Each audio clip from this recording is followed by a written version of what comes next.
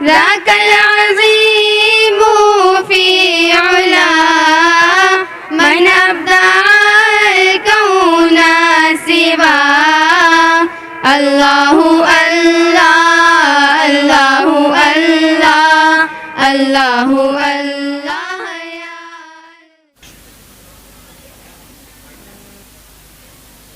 All praise be to Allah, and peace and blessings of Allah be upon our beloved Prophet. First, I would like to express thanks to the all members of Jamia Fatima and all my trainers and teachers and respectable audience for giving me a golden opportunity to give our speech here. Dear audience, today I want to speak about teachings of meditation, thinking and reasoning in the Holy Quran. The Holy Quran mentions various action in the context of exercising the use of intellect and the power of thought, such as understanding, consciousness, thinking, calibration, reasoning, refreshing, and comprehension, etc. Throughout the Quran, the word tafakkur, which implies the meditation and reflection, is utilized the most. Similarly, the Quran has linked thinking with empirical observation in numerous verses, including Surah Yunus 101, Al-Araf 185, Al-Tariq 5, among others. The most significant thing is that the Holy Quran has provided several modes of the thinking, through which man can not only comprehend where he should utilize his intellect,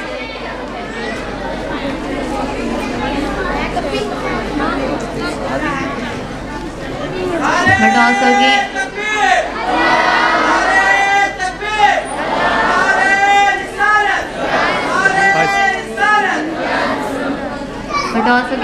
great deal of insight, and new paths, faith and fails are guided as a result.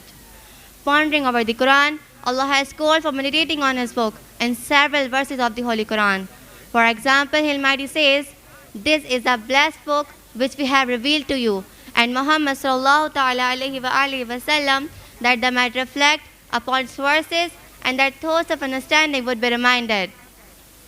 Similarly, He Almighty says, "Then do they not reflect upon the Quran, or are there locks upon their hearts?"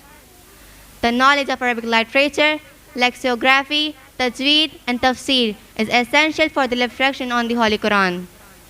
Aside from that, a thorough comprehension of Prophet's biography, as well as various mysteries and secrets of the universe. The Holy Quran calls us to ponder over the universe, its solar system, and the creatures that populate it. Allah Almighty says, "Do they not look into the realm of the heavens and earth and everything that Allah has created, and think that perhaps their appointed time has come near? So in what statement hereafter will they believe?"